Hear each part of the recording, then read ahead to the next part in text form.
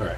Hey there folks, how you doing today? Welcome back to the channel. Please bear with any background racket that you might hear throughout this production. We are on location where life happens. Sometimes there's stuff going on out there that interferes with what we're trying to do in here.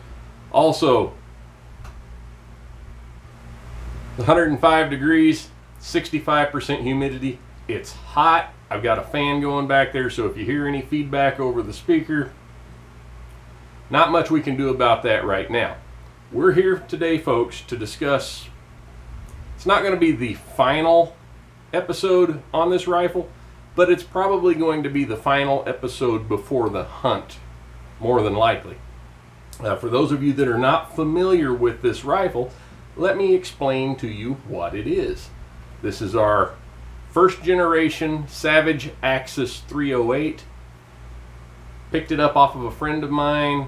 It had literally 11 rounds fired through it at the time I obtained possession of it. You see that black plastic stock down there in the front? That was the furniture that the rifle had on it when I first got it. As well as it was wearing a Vortex Diamondback, I think it was a 4x12 scope. Yeah, I think a 4x12x40, 4x12x44, something like that. I don't have the scope anymore.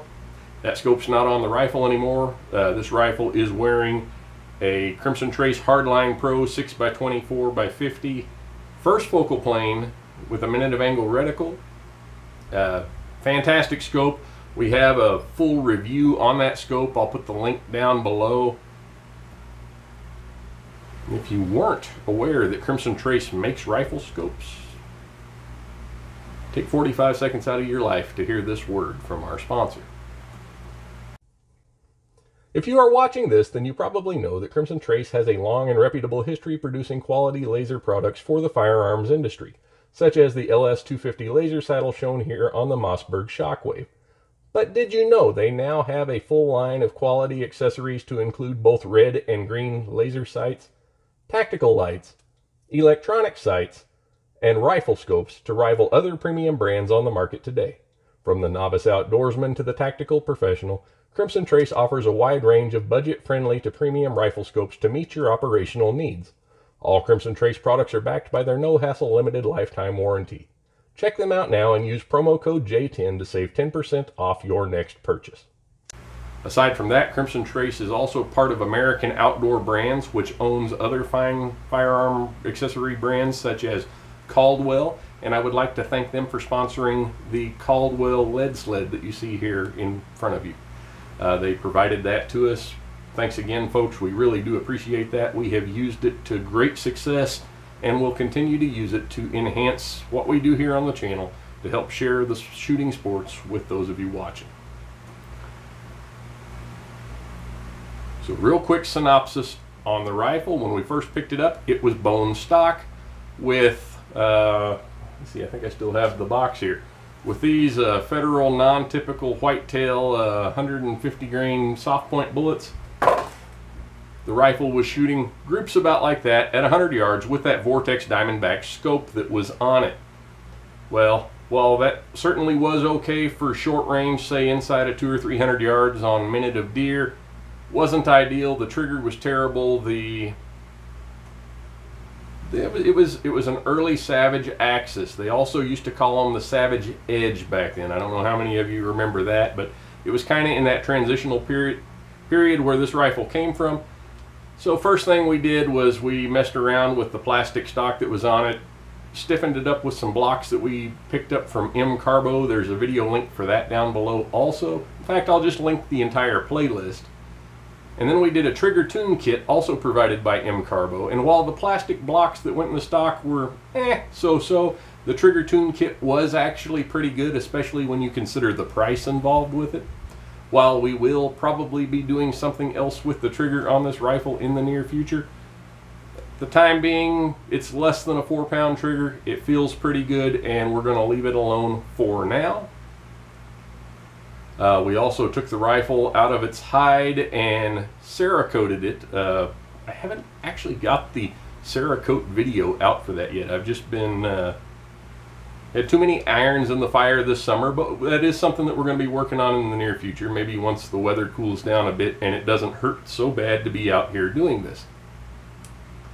But we got the rifle about as far as we could get it, but then Crimson Trace graciously provided us with the optic that's on the rifle.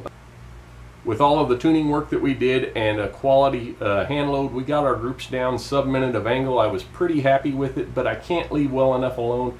Just really didn't like that cheap plastic stock. It doesn't fit a full-sized adult male very well. It's more of like a youth model style stock. So I looked into what the options were, and for those of you that have been following this series, you know that I was looking at the Magpul Hunter Light stock that was debuted back at SHOT Show this year. To date, you still can't get those. Well, this stock on the rifle is actually a chassis platform made by MDT. It's called their ORYX platform. It gives you all the good stuff to love about the rigidity of an MDT platform without all of the extra machining that goes into lightening them up and reducing weight. And I say that because it's important. I'll show you a little clip right here. Okay, so here's the rifle. It's empty with the 12-round steel magazine installed, so that does add a little bit of weight to it. Put it over here on our designer's postal scale. And it looks like we're at about 11 pounds, 3 ounces, like that. You saw there the rifle as it sits for a short action, which technically no Savage Axis is a true short action, but for a short action cartridge, 11 plus pounds for an empty rifle is not something you'd want to go backpacking with very far. It is rather heavy, especially when you consider what it is. But does that weight benefit us when we go out to the range? Well, prior to putting it into this stock, some of you that saw this video will remember that we had gotten sub-minute of angle out of our hand load, and our groups with Hornady Precision Hunter 178 grain ELDX bullets weren't that good. Circle back. I'll circle back with you to what we have now. The hand loads did not improve, but the Hornady Precision Hunter with the 178 grain ELDX, and we almost got one whole groups at 100 yards out of this rifle with that ammo after putting it into this stock. I'll take you over to our range session so you can see how we fared.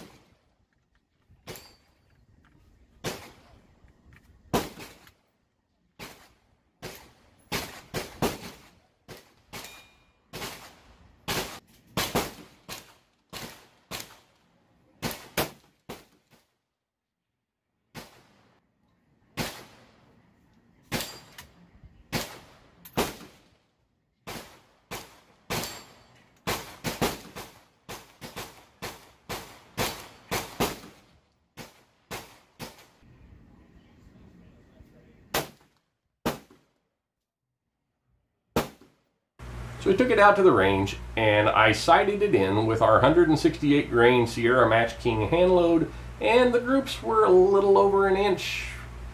I think it might have to do with the primers I used. We're going to investigate that more in the future.